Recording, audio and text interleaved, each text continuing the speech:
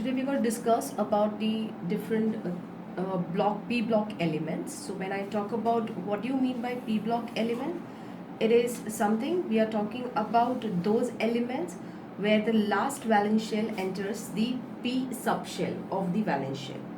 If I talk about their position in the periodic table, that is from group 13 to 18, that is extreme right hand side of the periodic table. So in the first part, we'll be discussing about group 13. That's the first element, which is boron family. In case of boron family, now we have total 5 elements under this. We have boron, aluminium, gallium, indium and thallium. So we are going to talk about first all different periodicity properties of this element. So first of all, let us talk about the atomic radius. When I talk about atomic radius, as we know, as we go down the group, number of shells goes on increasing. And as number of shells increases, the nuclear charge decreases. Therefore, it is expected the atomic radius down the group will increase. But in the case of the gallium, it is experiencing the poor shielding effect of the 3D subshells. Because of that, you will find the gallium size is comparatively smaller than that of aluminium, which is again the exceptional case for this group 13. In case of the next thing, when I am talking about ionization enthalpy, if the atomic size is increasing down the group, we are expecting the ionization enthalpy is going to decrease. Since it has been seen that as an exceptional case, the gallium is having the smaller size than the aluminium. Definitely, when I'm talking about ionization enthalpy, the gallium has more ionization enthalpy than the aluminium, which is also again the exceptional case. Otherwise, down the group, it is expected the ionization enthalpy is going to decrease. When I talk about the metallic and non-metallic character, the highlight element over here is boron. It's the only element which is the non-metallic in nature in group 13. Otherwise, you will find most of the elements like aluminium, indium, thallium, they are metals. Gallium is considered in the category also in the metalloids. So, in case of the boron, it's non-metallic in nature, having high melting point due to the existence of the boron as the covalent polymeric nature. Then when I'm talking about definitely electronegativity, the boron is the only non-metallic element of the group 13. So we are expecting having highest electronegativity in this group. When we talk about the chemical reactivity, it is very important to understand the oxidation state of the group 13. The general configuration of group 13 is NS2 NP1. That's the valence shell configuration of this group. So these NS electrons are the paired one and NP electrons are the unpaired. So in the ground state, we have one unpaired electron which they can share with the other elements. Hence, the common oxidation state, the ground state oxidation state for the group 13 is +1. But even in the excited state, they can excite one of the electron from the NS to NP. And since they can excite this electron, now in the excited state, they have 3 unpaired electrons with them. And since they have 3 unpaired electrons, if they share all these electrons in the bonding, they can acquire +3 oxidation state. Most of the elements of the group 13 you will find, they are more stable in the +3 oxidation state, except the element thallium. The reason for this, when I'm talking about the electronic configuration of thallium, it is involving some of the D and F electrons in the inner shell. And since they have D and F electrons in the inner shell, they give poor shielding effect.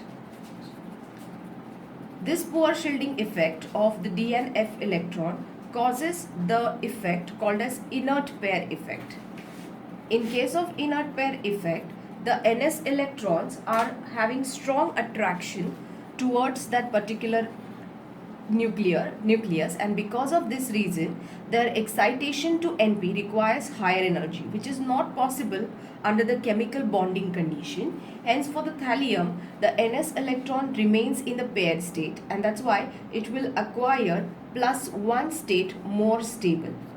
So in general what we have studied is the oxidation state for the group 13 in general can be +1 or +3, except for the last element, that is thallium. It's more stable in its +1 oxidation state, not the +3, due to the inert pair effect. Now the different compounds which are formed by the group 13 elements, let us first talk about hydrides. Now since the most common oxidation state of this group 13 is 3, so they form the elements, forms the hydride of general formula MH3. For example, boron. Boron forms the number of hydrides which are called as boranes. For example, BH3. But if I talk about this particular compound, boron contains 3 electrons in its outermost shell, which is sharing 3 electrons with the 3 hydrogen. So when I talk about the outermost shell of the boron, it's incomplete. So definitely these are all electron deficient compounds, and since it is electron deficient compound, you will never find boron in its borane state. It will always be existing in the dimeric form like B2H6, that we call it as diborane. In case of aluminium, it also forms different hydrides, but they are polymeric form, generally having formula AlH3N times. These particular polymeric forms are called as allenes. So boron hydrides are called as boranes, while aluminium hydrides are called as allenes. Let us now talk about the different oxides which are formed by the group 13 elements. Since their general configuration is +3, or oxidation state is +3, they will form the oxides of formula E2O3. In case of the first element, boron, which is unreactive at ordinary temperature, but if you heat it with that particular oxygen or heat it with the air, definitely you will get the oxide, that is B2O3. In case of aluminium, to some extent gallium, they are not reactive towards the oxygen because of formation of the oxide layer already. So whenever aluminium comes in contact with the oxygen, it already forms the Al2O3. This Al2O3 forms the protective covering on their surface, and because of that, these elements are inert towards the nitric acid. In case of the nature of different oxides, now in this case we have different oxides like B2O3, then aluminium forms aluminium Al2O3, that is gallium will form Ga2O3, then we have indium, and then we have thallium. Now in case of all these oxides, when I talk about the boron oxide, which is the only non-metal in the nature, so its oxide is acidic in nature. In case of aluminium and gallium, they form the amphoteric oxide.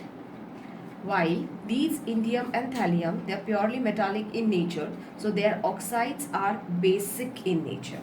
So different nature of the oxides: boron acidic, aluminium gallium amphoteric, and indium thallium, they are basic in nature.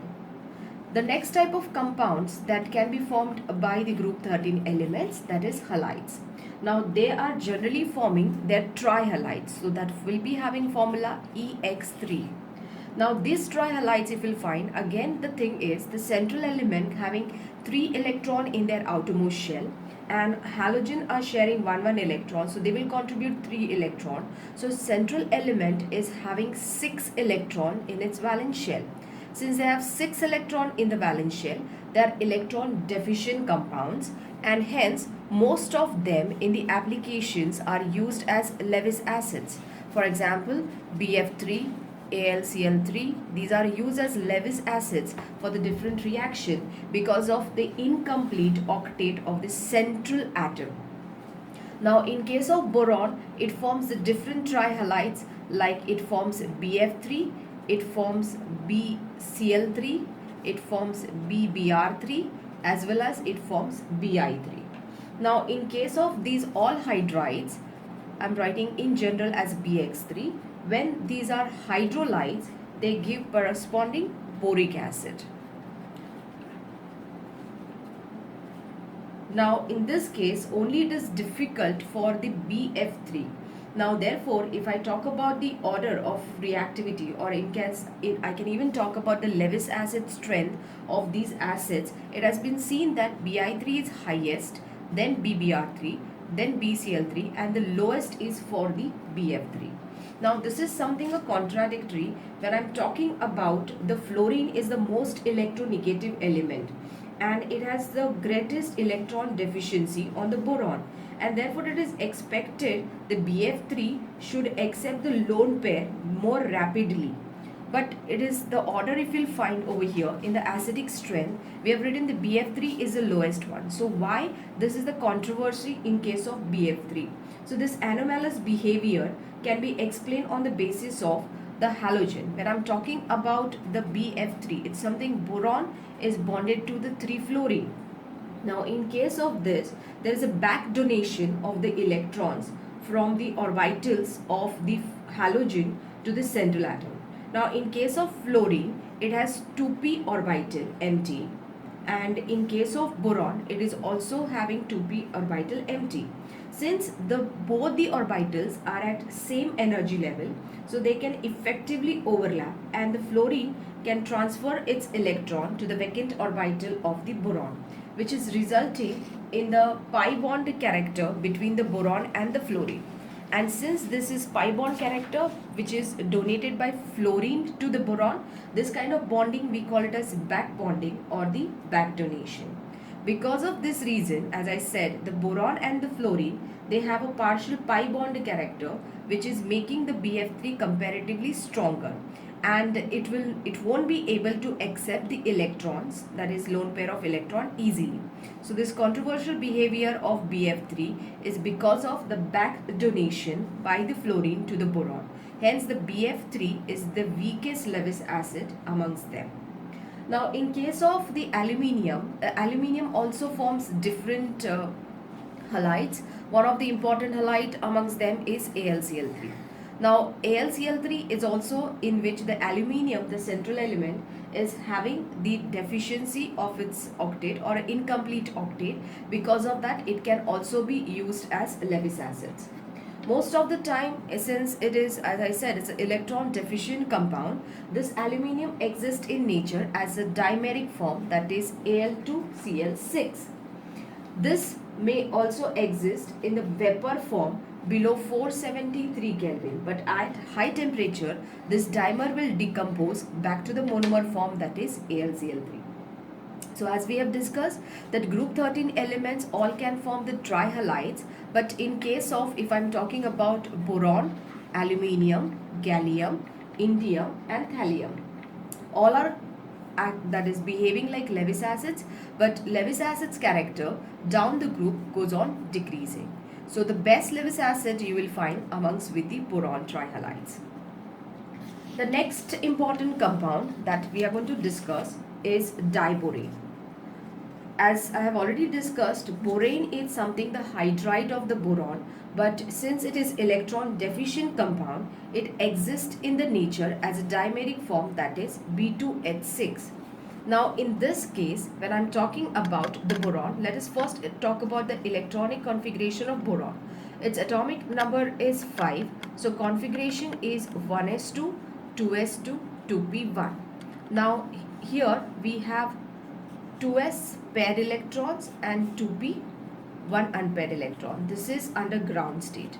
But we are talking about the trivalent state of the boron. So therefore, definitely the boron is reacting in its excited state.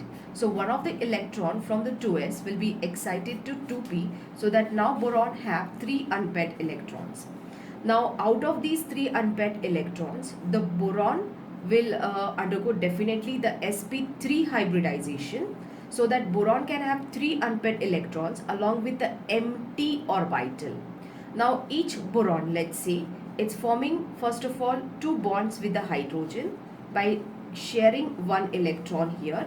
So definitely out of the 3 unpaired electrons, 2 unpaired electrons are shared with the hydrogen. So this is another boron which is also sharing one electron with the hydrogen. So now in all, in this particular diborane compound, we have overall there are 4 bonds which are 2 center 2 electron. This is 2 center 2 electron. That means there are 2 centers, that is bond formed between boron and hydrogen, and how many electrons are shared? There are 2 electrons are shared. So such way we have 4 bonds in entire diborane structure. Now here each boron has 1 electron with it and 1 empty orbital that is shared between one more hydrogen. So now if I'll find over here, there is a kind of a bridge bond between the boron, hydrogen and the boron. Here hydrogen is sharing 1 electron. So it is something, one of the boron will share this electron but just by participating its empty orbital over here. So this is kind of a bridge bond where we have a 3 centers and 2 electron. So 3 center and the 2 electron bonds, we have such 2 bonds in the structure. We can also call them as banana bond, or we can call them as the bridge bonds in the structure. This is again the electron deficient compound and one of the good reducing agent. The next compound of the boron that we are going to discuss is the borax. When I talk about the borax, borax is Na2B4O7 with the decahydrate, that is 10 water molecule. It's one of the important compound in the inorganic analysis where we can use this compound for the detection of the colored basic radicals under the test called as the borax bead test. When I'm talking about the borax bead test, in the first part, we take the platinum wire. We take the platinum wire for the reason we want the metal on which we have to heat this borax, and hence we don't want that metal to participate in the reaction. So one of the noble metal amongst the we have is gold and platinum. So we select the platinum wire for this. So first of all, when you heat this particular compound, borax, that is Na2B4O7, 10H2O, when you heat this on platinum wire, first it loses its 10 water molecule and it turns to Na2B4O7.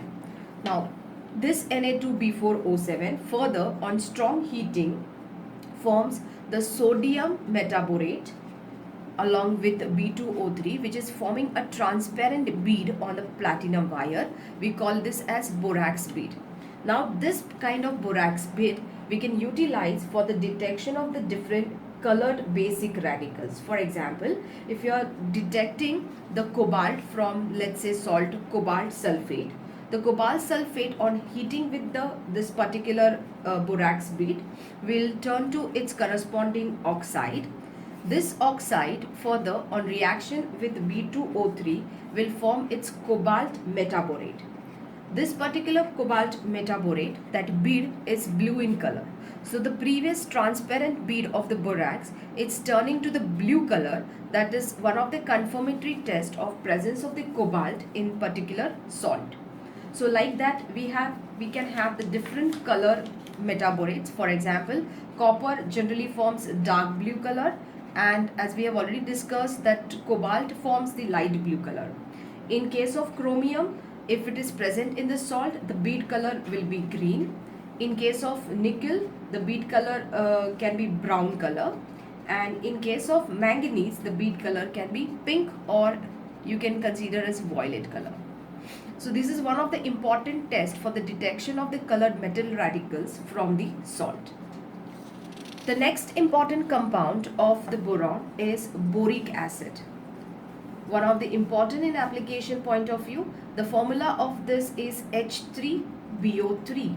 When I'm talking about this particular boric acid, this is a compound which is a monobasic acid, and this is monobasic acid because of the reason that the boron is having the incomplete octet. Because of that, it can accept a lone pair, and since it can accept one lone pair, that's why it's a monobasic Lewis acid.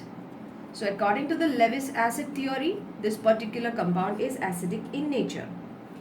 This particular compound, boron, is a planar in nature with the oxygen bonded to the particular boron in the trigonal planar fashion.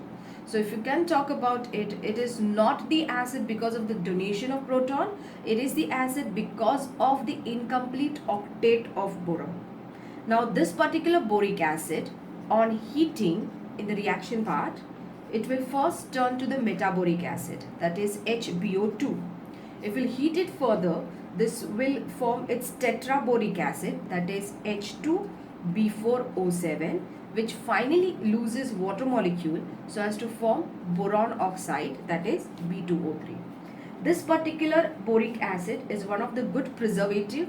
It's a mild antiseptic which can be used for the antiseptic lotions, especially if it is related to the eyes, and it can be also used in the preparation of glazes and the enamels in the pottery. Next important compound of the boron is the borazine, which is also called as inorganic benzene, which is B3N3H6. Now this compound can be prepared by taking diborane, that is B2H6, which is heated with the ammonia. Now it is something like this is electron deficient compound, so it is Lewis acid, and ammonia is electron rich compound, so it's Lewis base. This particular compound on heating at around 180 degrees Celsius will give you formation of B3N3H6 along with the liberation of hydrogen gas. So this is inorganic benzene because this is something, the structure which is almost similar to the benzene ring, only the thing that all the carbon atoms being replaced by the boron and the nitrogen. So this is a compound.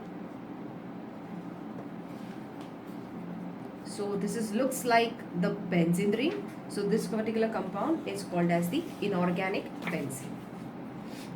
So these are all different compounds of the group 13. Important compounds related to the boron has been discussed.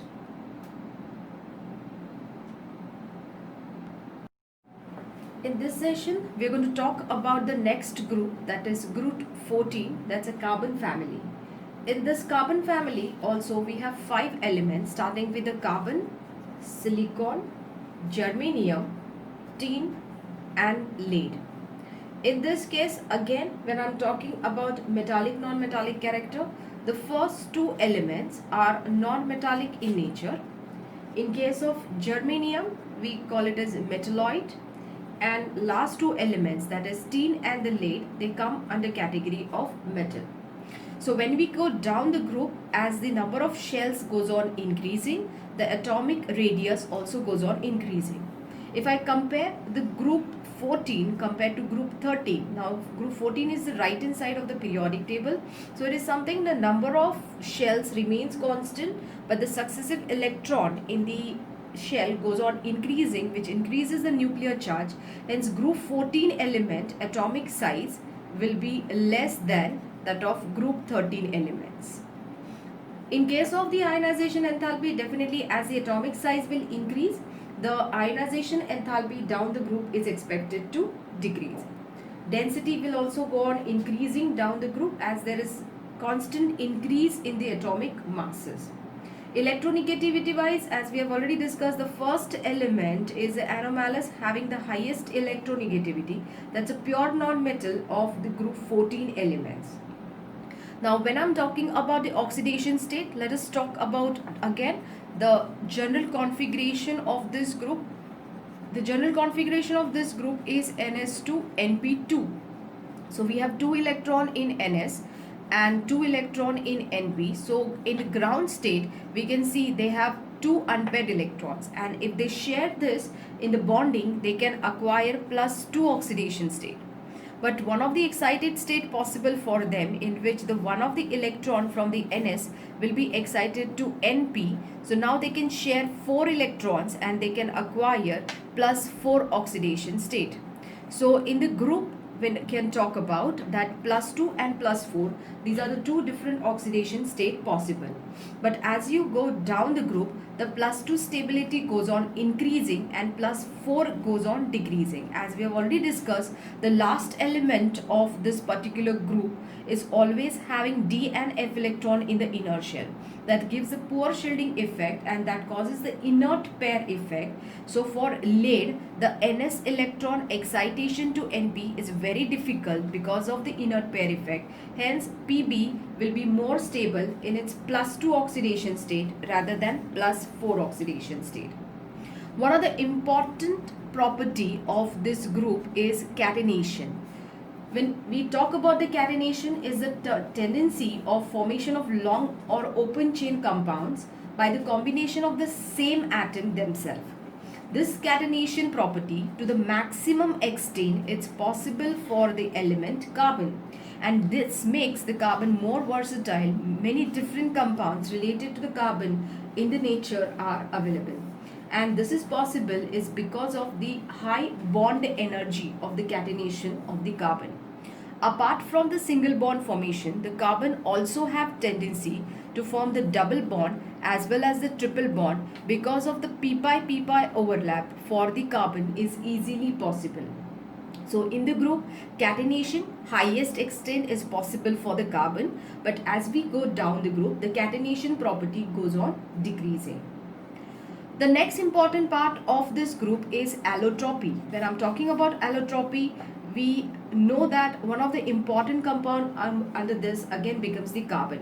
Carbon has two crystalline allotropic form. One is the diamond and the second one is the graphite. When I'm talking about the diamond, in the diamond the carbon is sp3 hybridized. So it is something a three-dimensional network of the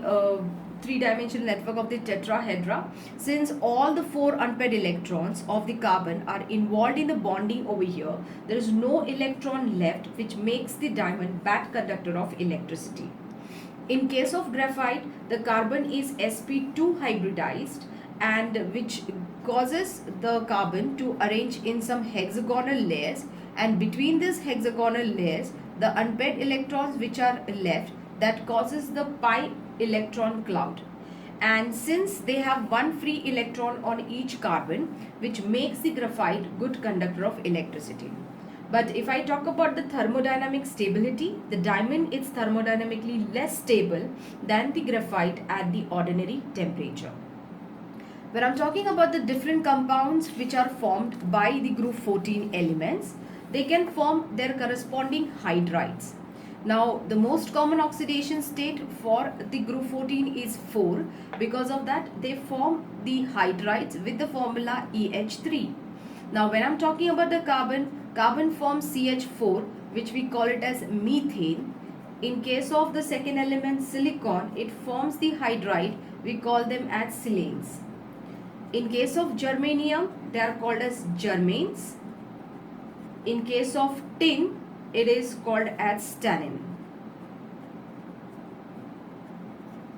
And finally, in case of lead, it forms the hydrides called as plumbane.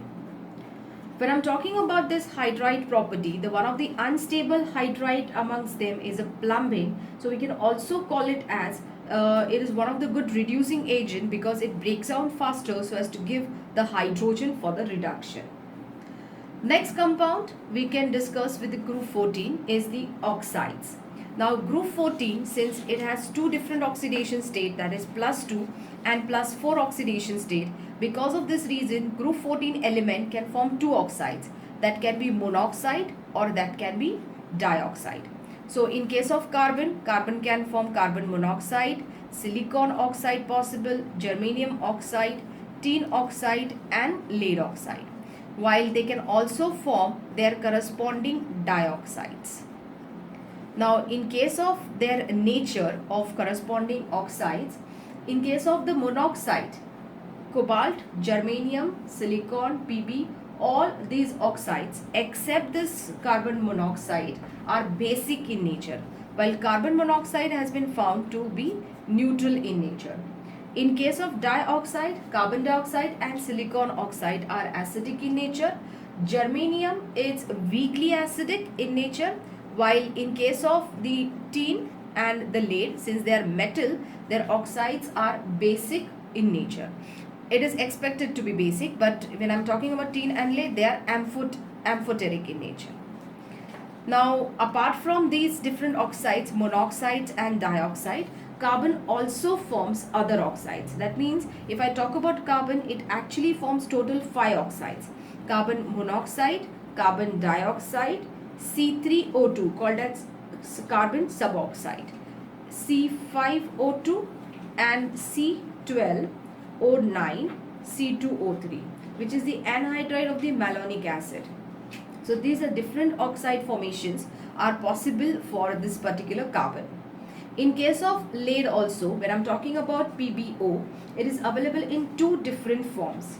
The red form of PbO is called as a litharge, which is the red form, while the yellow form of this particular PbO is called as massicoat.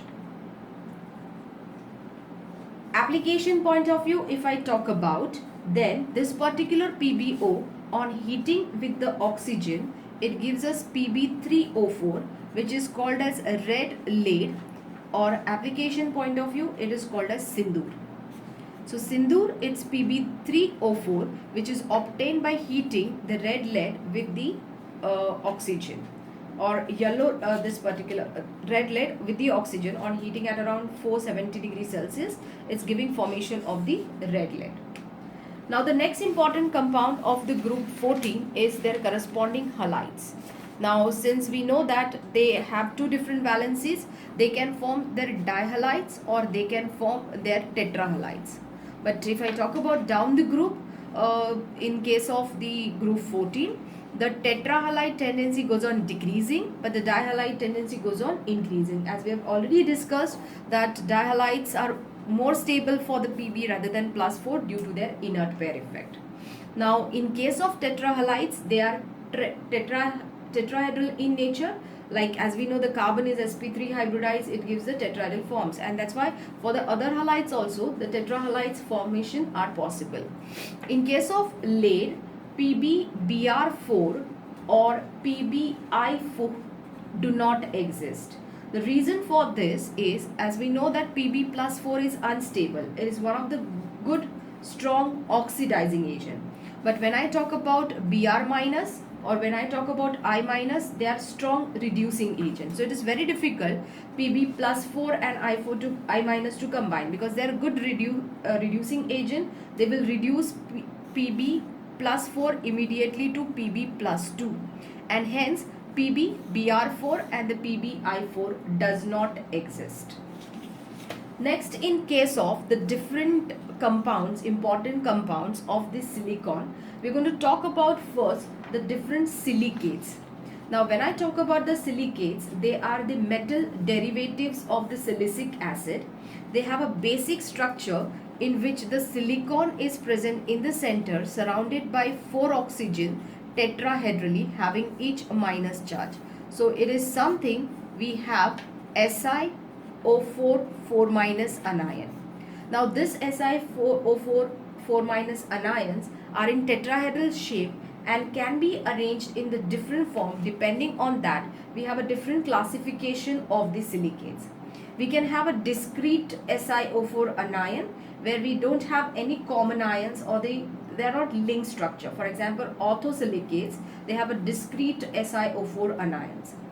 If we can have the 2 discrete SiO4 anions attached to each other in this, they have a common 1 oxygen with them. This particular structure we call this as Iceland structure. So pyrosilicates exist in this form. So this is orthosilicate while this is pyrosilicate. In this case, we can also have this particular discrete SiO4 linkage in the ring form like this.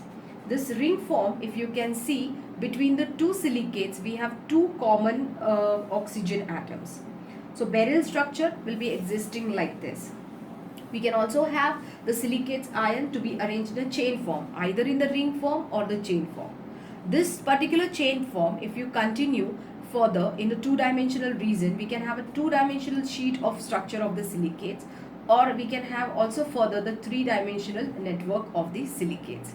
So silicates are one of the important compound, because in the most of the compound like related to the silicon in the nature, as we know that silicon is the second most abundant element in the nature. So for that, most of the compounds of the silicon are existing in the silicates form. Now, the next important compound of the silicon is silica. It's SiO2. Silica is available in nature in the different forms such as sand, quartz, flames.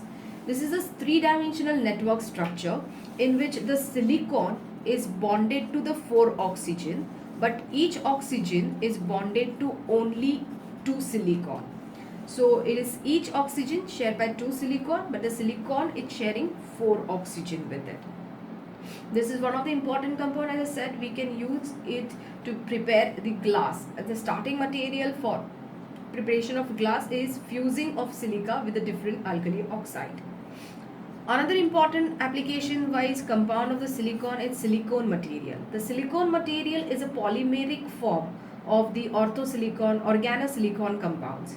Now in this case, first of all, the starting material for this is a dialkyl silicon silane, or you can say dialkyl dichlorosilanes. This on hydrolysis, when I'm talking about this particular structure, it is something Ri, silicon is attached to two alkyl group along with the two chlorine. If you carry out the hydrolysis of this particular silicon will turn to its hydroxide. And if you do the further polymerization of this, you will get the SiRO linkage like this. This polymeric form of this particular silicon, they are called as silicone material. Silicone materials are the water repellent, quite inert chemically. They can resist oxidation, thermal decomposition, and most of the time they are used for making the utensils for the microwave and the ovens. So one of the application wise, the important compound. In case of next important compound of the silicon is nothing but the silica gel. Silica gel is the compound which is used mostly for the chromatography purpose. For the separation or the purification of the organic compounds, we can use the silica gel. Now, when I'm talking about the mineral acids such as HCl, if it is added to the silicates, that is Na2SiO3, you get formation of NaCl.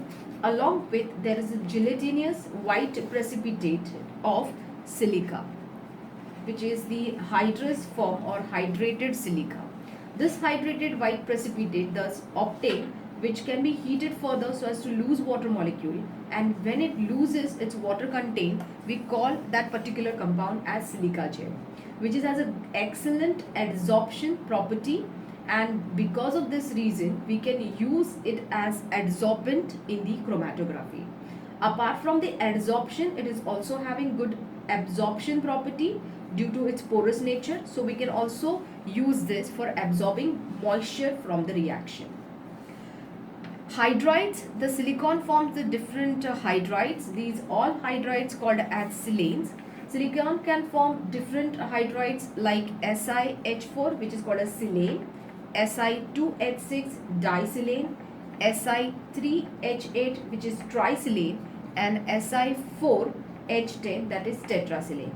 Or these silanes are poisonous in nature and they are less stable than the corresponding alkenes. If I talk about the hydrides of the carbon and if I talk about hydrides of the silicon, the carbon hydrides are more stable in nature. Another important compound that we can form from the silicon is nothing but the glass material. Now, glass is something the fused form of the SiO2 at very high temperature. It's the amorphous transparent solid. We can make different glass materials depending on the content which you add apart from the silica. Now, here I would like to discuss about one of the important application, that is etching of the glass, where we can print or we can write something with the golden golden colors on the glass. Now what it's generally done is the glass which is to be etched, it's generally coated with the wax first. So there is wax coating, we give it over here, and then we can put a design with the needle whichever we want. That means when I'm having a coating of wax, Now only this design is having exposure directly to the glass. Now this, after putting a design, this particular material is allowed to react with HF. So silica reacts with the HF, it is gets exposed to the HF, and in this particular thing, it as it reacts, the markings are created over here. After you remove that particular wax, you'll get to see the design which you have made with this particular reaction. Then another compound which is important of the silicon is silicon carbide, which is called as carborundum. The pure carborundum are colorless, but the commercial samples may be yellow, green or blue in color. They are chemically inert, resist the attack of the almost reagents except the fused caustic soda. And the structure of the silicon carbide, it's similar to that of the diamond. So if I talk about after diamond, one of the hardest compound of the group 14 family is the silicon carbide, which is carborundum. In its +1 oxidation state, since there is a direct linkage of pH bond, this pH bond acts like a good reducing agent. So hypophosphorus acid is the good reducing agent, but the acidic proton, that is hydrogen attached to the oxygen, we have only one. So this is monobasic acid. Now another acid, we have P double bond O, OH, we have 2 this time and 1 hydrogen. So since we have 1 pH bond over here, comparatively the reducing character is less. This particular acid, we call it as orthophosphorus acid. Now orthophosphorus acid, in which the phosphorus exists in the +3 oxidation state, but now we have 2 acidic proton, so this particular acid is dibasic acid. Then if all 3 valencies are satisfied by the OH, then we call this as orthophosphoric acid. Orthophosphoric acid, in which the phosphorus is present in its highest oxidation state, that's +5, hence it acts like a good oxidizing agent. Also we can see there is no pH bond, so it's not a reducing agent, it's a good oxidizing agent. 3 acidic proton, hence this compound is tribasic acid. Now, if I talk about the pyrolysis of orthophosphoric acid, pyrolysis, that means 2 molecules will lose the water molecule, and when they will lose water molecule, we'll be able to get this particular compound. So we have OH, H bonded P by double bond O, H and OH. We call this as pyrophosphorus acid. Pyrophosphorus acid has a POP linkage. Now here we have 2 acidic protons, so this is dibasic acid, and pH bonds are also there, so it is also good reducing agent. If I carry on the pyrolysis of orthophosphoric acid, I will get POH, OH, double bond O. 2 molecules of this will lose water molecule so as to give this. So it is obtained from the orthophosphoric acid, so it is called as pyrophosphoric acid. Now pyrophosphoric acid has oxidation state again +5. It has 4 acidic protons, so it's a tetrabasic acid. Then we can also have PP linkage directly. There is only one compound, such compound is possible. Whenever you have a compound with a PP linkage, always remember in the oxyacids of phosphorus, there can't be pH linkage. This particular compound is called as hypophosphoric acid. In hypophosphoric acid, the particular phosphorus is present in its +4 oxidation state. This is again one of the good oxidizing agent, and acidic nature is again tetrabasic in nature. And finally, we have a polymeric form of pyrophosphoric acid, where the phosphorus, as I said, in all phosphoric acids, there has to be at least 1 P double bond O and OH. All this will be linked to each other by the oxygen linkage. So this is polymeric form, where we have, this is a repeating structure every time. So what is this repeating structure? HPO3. So formula is HPO3 N times, which is called as polymetaphosphoric acid. In polymetaphosphoric acid, it's a polymeric acid, polybasic acid of the phosphorus. So these are all oxyacids of the phosphorus, important compounds of the phosphorus complete. We'll talk about now the different important compounds of the group 16. So first we'll be talking about the hydrides of group 16. In case of hydrides of group 16, we have H2O, H2S, H2Se, H2Te and H2PO. So these are the hydrides which are formed. Now as we know that oxygen is sp3 hybridized with two lone pair, that gives us the bend geometry. So even the particular hydrides of the other element of the group, they also give you the bend geometry. But as we go down the group, the central atom size goes on increasing. And as the central size goes on increasing, the bond angle goes on decreasing. In case of the volatile nature, water is the most compound which is having the highest intermolecular force of attraction because of the electronegativity of the oxygen. So that's hydrogen bonding can be formed between the water and water. But others do not form such hydrogen bonding because of their lower electronegativity, and they are going to have the intermolecular force of attraction, that is dipole-dipole interaction. Because of this reason, if I talk about the stability wise, the water is the strongest one, then H2O, H2S and H2Te. Now this is the particular strength which is also with respect to the volatility. Now when I'm talking about the volatility range, H2O is the least volatile amongst them. So least volatile is H2O. In the next case, when I'm talking about the rest of them, after H2O there will be H2Te, then H2Se, and the least, H2 is the least volatile, then H2Te, H2Se, and the highest volatile is H2S. Because when I'm talking about the dipole-dipole interaction amongst these three, the dipole-dipole interaction goes on increasing down the group as the size of the atom increases. So H2S is having the least intermolecular force of attraction, hence highly volatile in nature.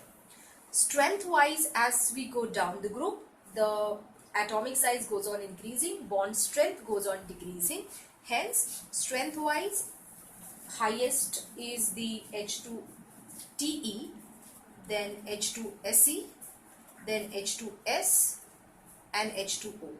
Now when I'm talking about this I'm talking about reducing character, because strength wise it is reverse. Strength wise, if I talk about I'm talking about the reducing character, highest for the H2Te, because if I talk about strength wise, H2Te is a weaker. So we can break this particular H2Te easily, hence the reducing character goes on increasing down the group. So these are with respect to the hydrides of that particular group 16. Now we are going to talk about one of the important compound of the group 16, that is we are going to talk about different oxo acids of the sulfur. Sulfur forms different oxo acids, like first of all we are going to talk about H2SO3, that's called as sulfurous acid. Sulfurous acid is SOH, OH, double bond O, where now sulfur carries only one lone pair. This is the category which is called a sulfurous acid group. In sulfurous acid group, we have H2SO3, which is sulfurous acid, in which the sulfur is present in its +4 oxidation state. We have a different groups related to that. If we replace the oxygen by the sulfur, we call this as thiosulfurous acid, which is again a derivative of the sulfurous acid only. We can have a pyrosulfurous acid. We can have two molecules of this when it will lose water molecule amongst them. We can have SOS linkage like this. We call this as pyrosulfurous acid. In pyrosulfurous acid also it will be present in its +4 oxidation state. Here it is again in +4, but this sulfur is behaving like oxygen, it's -2 oxidation state. Then we have SS direct linkage. In SS direct linkage we call this as dithionous acid. So this is very important point of view. This is H2S2O4, which is having direct SS linkage, and in direct SS linkage the oxidation state of sulfur is +3. We have another group of oxo acids, which is sulfuric acid group. Now when I'm talking about sulfuric acid group, we have first compound H2SO4, SOH, SOH, double bond O, double bond O. Sulfuric acid, where it has the highest oxidation state of +6. We can also make a derivative of this, so that will be one of the double bond O will be replaced by double bond S. Like we have written, this is as thiosulfurous acid, this will be thiosulfuric acid. Then we can also have a pyro acid of the sulfuric acid, where we have SOS linkage. So this is pyrosulfuric acid. Another category amongst them is the peroxysulfuric acid property. Now when I'm talking about the peroxysulfuric acid, first compound is H2SO5. So this is OH, S, O, OH, double bond O, double bond O. So it is something, one of the oxygen is extra added in the peroxy form. So it is H2SO5. This is also called as Carros acid. Carros acid is the peroxy monosulfuric acid, in which the sulfur has +6 oxidation state, because 2 of the oxygen from there, this has -1 oxidation state because of its peroxide linkage. Also we can have a dimeric form of this. So it is OH, S double bond O. I'm drawing O over here. So this is O, O, double bond O, OH. So this is OH, S double bond O, O, O, S double bond O, OH. This is also having peroxy linkage, but this is disulfuric acid. So it's called as peroxy disulfuric acid, which is called as Marshall's acid. In Marshall's acid also, sulfur is present in its +6 oxidation state, because again we have a peroxy oxygen which is having oxidation state of -1. So till now we have discussed 3 categories: sulfurous acid group, sulfuric acid group, and peroxysulfuric acid group. The 4th category of the oxy acids is sulfoxylic acids. In sulfoxylic acid group we have only one acid, that is sulfoxylic acid, S bonded to 2OH. So it is H2SO2, in which the sulfur is present in its lowest oxidation state, that will be +2. Last category is dithionic acid group. Dithionic acid is a derivative of sulfuric acid. Again we have SS linkage over here. This particular dithionic acid, in which the sulfur is present in its +5 oxidation state. So overall in the different oxo acids, if you'll find, we have a 2 sulfuric acid derivatives which are having SS linkage. One is dithionic acid having SS linkage, formula is H2S2O6, and the second one is the thionous acid, that is H2S2O4, having +3 oxidation state. Now we're going to discuss one of the important oxy acids over here, that's the sulfuric acid H2SO4. This can be commercially prepared by the process called as a contact process. In contact process, first of all, we prepare the sulfur dioxide by heating the sulfur with the oxygen, or this can be also generated during the roasting process of different ores. For example, if you have iron sulfide, during its roasting we get Fe2O3 with the liberation of sulfur dioxide. So we can have, or we can prepare the compounds like this. We are interested in generation of sulfur dioxide. That's your step number 1. In step number 2, we convert this sulfur dioxide to further oxidation to sulfur trioxide. Since the reaction is reversible in nature, this has to be catalyzed by using catalysts like V2O5, vanadium pentoxide. It is preferred over the platinum because it's more cheaper and it is not easily poisoned with the impurities like arsenic. Hence, we are using V2O5 as a catalyst over here. This particular sulfur trioxide, which is octane, you can directly dissolve in water so as to get H2SO4. But the problem is, as you dissolve this SO3 in water, it creates lots of exothermicity, and that creates a fog on the surface of water and makes that SO3 dissolution in water very difficult. Hence, first of all, this particular SO3 is allowed to dissolve in H2SO4 so as to get oleum, that is H2S2O7, also called as fuming sulfuric acid. This is further hydrolyzed so as to get the formation of H2SO4. So this is the contact process which is preferred over all of the processes available for the sulfuric acid because of the great purity of the sulfuric acid, which is octane. Sulfuric acid is also one of the good oxidizing agents. So one of the role we can use the sulfuric acid is as an oxidizing agent. So if you oxidize carbon with the sulfuric acid, you get carbon dioxide. Sulfur will be oxidized to SO2. Phosphorus will be oxidized to H3PO4. Then iodine will be oxidized to HiO3. So these are the different oxidized products which are possible. Even you can take all halo acids. If you take halo acids, if you allow this to react with H2SO4, it will oxidize all acids to corresponding halogens. It will also act like good dehydrating agent. So for example, if you take sugarcane, that is C12H22O11, it will act like the that is dehydrating agent, giving the formation of carbon monoxide. If you take oxalic acid over here, oxalic acid on treatment with the H2SO4 will give you formation of carbon dioxide as well as carbon monoxide with the removal of water. So these are the different roles which are possible for the sulfuric acid.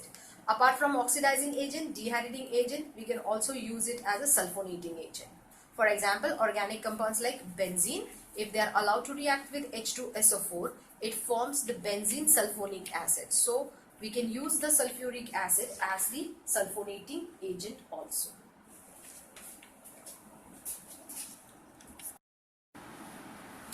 Now we're going to talk about the group 17 family, that's the fluorine family. We have here 5 elements again: fluorine, chlorine, bromine, iodine and acetylene.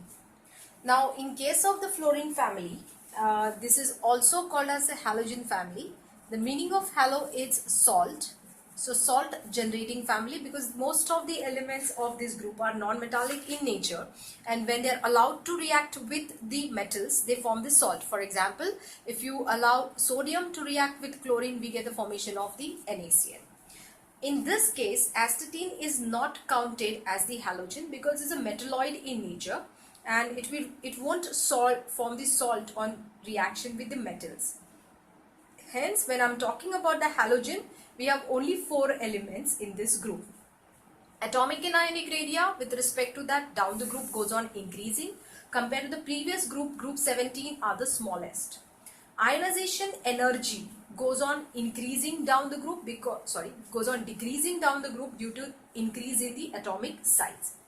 Electronegativity, group 17 element, they are the most electronegative elements in the periodic table in their respective periods. So now in this case, when I'm talking about the fluorine, is the most electronegative element of this group, and it's the first electronegative element of the entire periodic table. Electron affinity wise, that's electron gain enthalpy, down the group goes on decreasing. However, electron affinity of that of fluorine has been found to be less than that of chlorine. So order is something different between the chlorine and the fluorine. This is because of the fluorine has a small size, as a result of which the inter-electronic repulsion which is present in its 2p orbitals are comparatively larger, and making it difficult to gain that particular electron. Reactivity wise, let us talk about the oxidation state of this group. In the ground state, the element has the configuration Ns2Np5. In this particular configuration, in the ground state, these elements contains one unpaired electron, and if they can share it for the bonding, they can acquire +1 oxidation state. Since they have 3 lone pairs over here, we can have 3 different excited state. In the first excited state, one of the electron from the NP will be excited to ND orbitals. So now they have 3 unpaired electron, they can acquire +3 oxidation state. In the second excited state, they can also excite one of the electron from the NP to the ND to have +5 oxidation, +5 oxidation state. And in third excited state, one of the electron from the NS also will be excited to ND, so it can have +7 oxidation state. The respective hybridization, when I'm talking about the ground state of these elements, they can have sp3 hybridization with the 3 lone pair, so geometry becomes linear. In case of the +3 oxidation state, they have sp3 dehybridization with the 2 lone pair, so geometry becomes T-shaped. In case of the +5, they have sp3 d2 with 1 lone pair, so geometry becomes square pyramidal. And in the last case, we have sp3 d3, which is pentagonal bipyramidal. Now, in case of the elements like fluorine, it cannot exhibit any of this positive oxidation state because the fluorine is the smallest, having highest ionization enthalpy, and the most electronegative element of the periodic table, has no tendency to donate electron. Hence, it will acquire only one oxidation state, that's a negative oxidation state of this group. They contain 7 electrons in their outermost shell, so they can gain 1 electron to acquire -1 oxidation state. Fluorine can exhibit only one oxidation state, that it's -1. But other element can exhibit all these different oxidation state. Now, apart from these oxidation state, chlorine and bromine can also exhibit +4 and +6 oxidation state in their oxides and in their oxyacids. So these are the different oxidation states which are possible for that particular group 17. Now, in case of the next one, regarding their color, fluorine, chlorine, bromine, iodine. Fluorine is yellowish in color, which is yellowish gas. The chlorine is greenish gas. In case of bromine, it is red liquid. And in case of iodine, this is violet solid. You can see there is a drastic change in the state of matter of these elements down the group. It is changing from gaseous to liquid to solid. This drastic change is because all these elements exist in nature in their diatomic form. And between this diatomic form, there is a van der Waals force of attraction. As you go down the group, as the size of atom increases, the strength or the magnitude of van der Waals force also increases, making it stronger intermolecular force of attraction, and hence the physical state goes on changing from gas to liquid to solid. Apart from this, all these elements shows the colored nature. This is because their excitation of electrons, of their valence electrons, and their emitted light, it falls in the visible region, and this visible light gives them the color. When you go down the group, you can say as the size of iodine goes on increasing, comparatively lesser energy is required for the absorption. The emitted light will be having higher wavelength compared to, that is, violet solid is formed. So color goes on becoming darker as the wavelength increases and the energy required for the excitation decreases. When I'm talking about this diatomic molecule, the strength wise, if I find down the group, as the size of atom increases, the bond strength become weaker, and hence the bond dissociation energy should also goes on increasing. But there is exceptional nature has been found with the chlorine. So highest strength is with the chlorine, bromine, then with the fluorine, and least is for the iodine. This particular anomalous behavior of fluorine is because of that the inter-electronic repulsion, because of fluorine is already smaller in size, and these electronic repulsion makes the dissociation of the fluorine comparatively easy. The oxidizing part of this particular agent, all halogens act like good oxidizing agent because they have a strong tendency to attract electrons and have a positive value of the electrode potential. So the best oxidizing amongst them is a fluorine, then chlorine, then bromine, and the least one is iodine. Fluorine is the strongest oxidizing agent and it can oxidize all other halogens from their corresponding salt. So if you take fluorine and if you take other halogen salt, this can be chlorine, bromine or iodine, fluorine will displace them from their salt. Fluorine itself will become F minus and they will displace, all the other halogens will be liberated. Similarly, chlorine can displace bromine and iodine. Bromine can displace iodine, but iodine cannot displace any other halogen. It's the weakest oxidizing agent in this case. Now, in case of the heat of hybridization of this particular halide ions, that is decreases as the size of atom increases. So this order has been also followed for the heat of hydration. Now hydrides, now group 17 have the valency 1. So they form the hydrides of type HX. So we have 4 HX, we have HF, we have HCl, we have HBr and finally we have HI. Now strength wise HF is stronger because as the size of atom increases the bond strength goes on decreasing. If HI is the weakest, can be broken easily and can liberate that H plus easily. That's why if I talk about acidic strength point of view, then HI is the strongest one. So this is the acidic strength of that particular halides. Similar strength has been also followed as reducing character because for the reduction they provide the hydrogen easily. But in case of dipole moment or in case of the electronegative ions, HF has the hydrogen bonding while rest of them have a dipole-dipole interaction. Dipole-dipole interaction down the group goes on increasing and hence most volatile hydride amongst them is HCl. And the least volatile is HF. So HF has the highest boiling point, then it is HI, then HBr and the least is with the HF. This is I'm talking with respect to boiling point. So these are the different hydrides which are formed by the group 17 elements. Now group 17 elements also forms their corresponding oxo acids.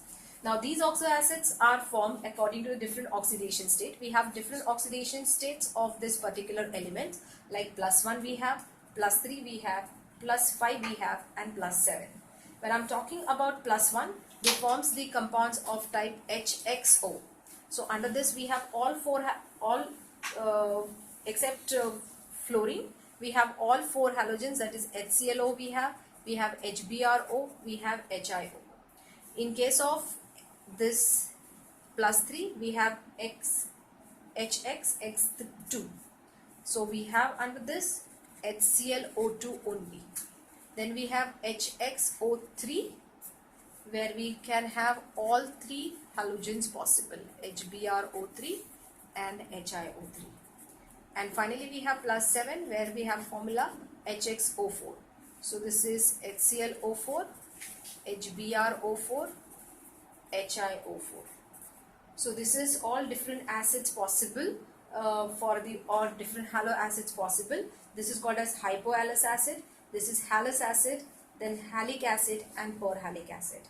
If I talk about strength wise, in case of, let's say we talk about all different 4 acids of the chlorine. Now if I talk about strength wise, acidic strength wise, who can lose proton easily, then it's HClO4 because of more electron or inductive, negative inductive effect of the chlorine and oxygen. So when I'm talking about the acidic strength, then highest strength is with the HClO4, then HClO3, then HClO2 and the least is for HClO. But when I'm talking about oxidizing character, who is the oxidizing part of or oxidizing strength, in that case again HClO4 which is having oxidizing power highest, then HClO3, then HClO2 and then HClO. But when I'm talking about the stability point of view again HClO is the lowest one. So the same strength has been followed for the acidic, oxidizing as well as the stability point of view. Now when I'm talking about the reactions of the halogen with respect to different compounds, one of the important reaction we should remember is the reaction with the alkali. Let's say we are talking about the chlorine. If you allow the chlorine to react with alkali like NaOH, this is cold and dilute NaOH we have used over here. This will form NaCl. Along with that, it will give formation of NaClO plus formation of water. In this case, the chlorine, who is itself oxidation state 0, undergoes disproportionation. Will reduction give you -1 and oxidation will give you +1 oxidation state. But similar chlorine, if you allow to react with NaOH under hot and concentrated condition, then you will get NaCl, along with that NaClO3 and H2O, where oxidation state of chlorine changing from 0 to -1, and here it becomes +5. So oxidation state change you will find for the cold and dilute condition differently. Now this is one of the reason where the chlorine act as a bleaching agent also. In a bleaching agent like chlorine on reaction with NaOH, it gives mostly formation of the compound NClO, which break down further so as to liberate the oxygen. Also, when you allow the chlorine to react with water, it gives you HCl and HClO, which break down to HCl and liberation of oxygen. This nascent oxygen is responsible for the bleaching action of the chlorine.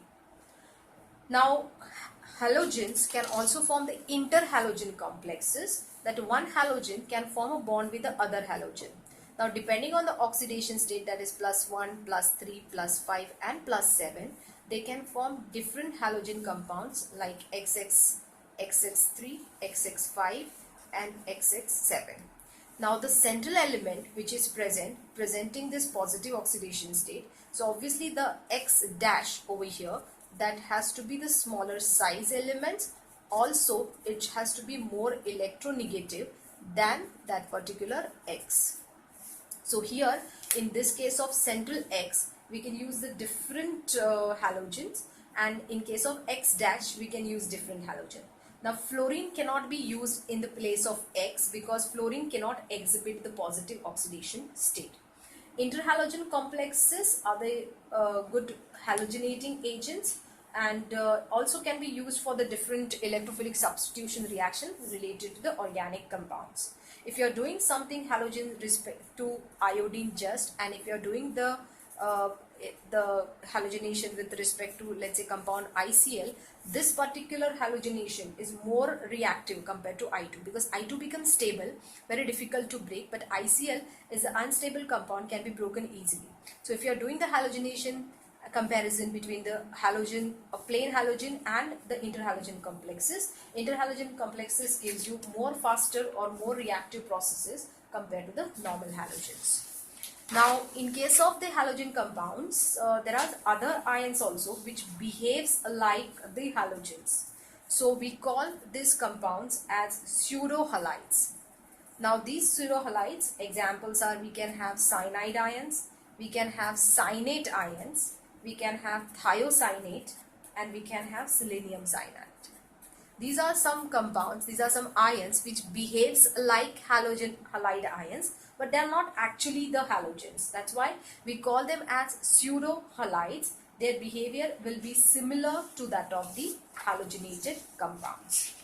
So these are all important theories being discussed related to the group 17. Now we'll focus on next group, that is group 18. Group 18 family is nothing but helium family, you can say, or we can call them as noble gases, as they are the inert gases having the stable electronic configuration. We have here 6 elements starting with helium, neon, argon, krypton, xenon and radon. Here the radon is the radioactive in nature.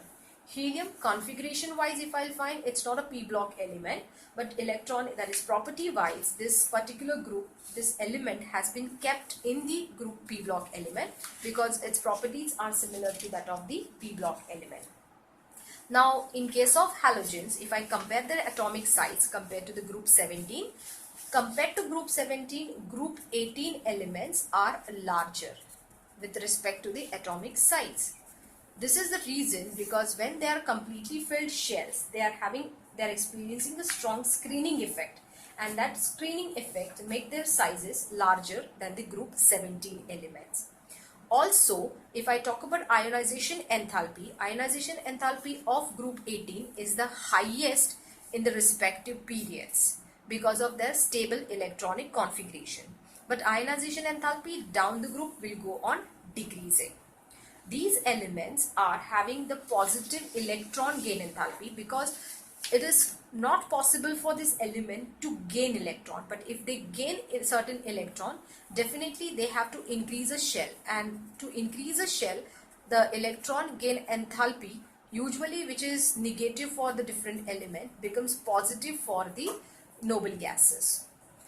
These noble gases down the group density goes on increasing, and hence this helps in their liquefaction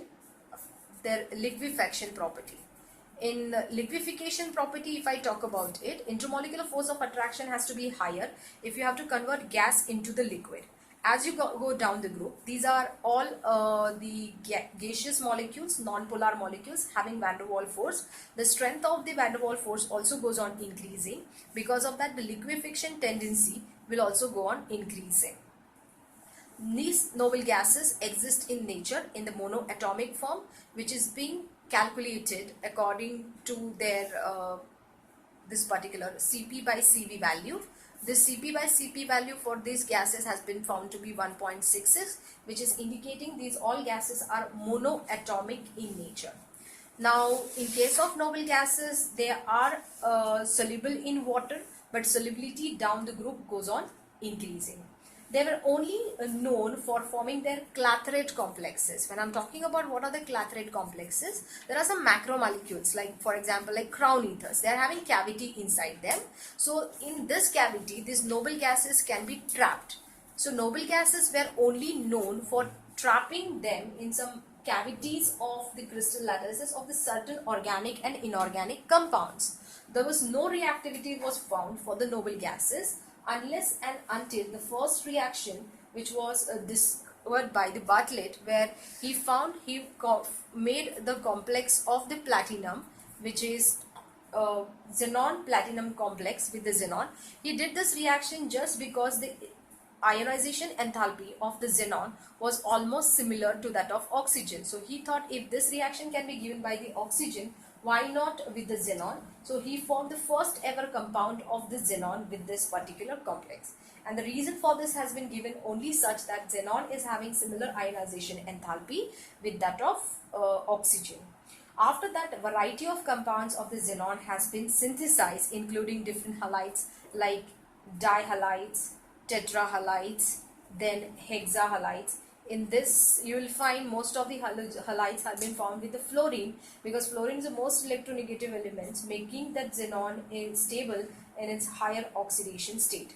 Apart from this, some oxides of the xenon, XeO3, then XeO4, XeOF2, that is oxo difluoride, then oxo tetrafluoride, then xenon dioxo difluorides have been all synthesized. These are the different halogenated compounds have been formed, but little bit or less reactivity with the other halogens have been found. The xenon is the most different magical element has been found, and the many compounds of the xenon has been formed with this.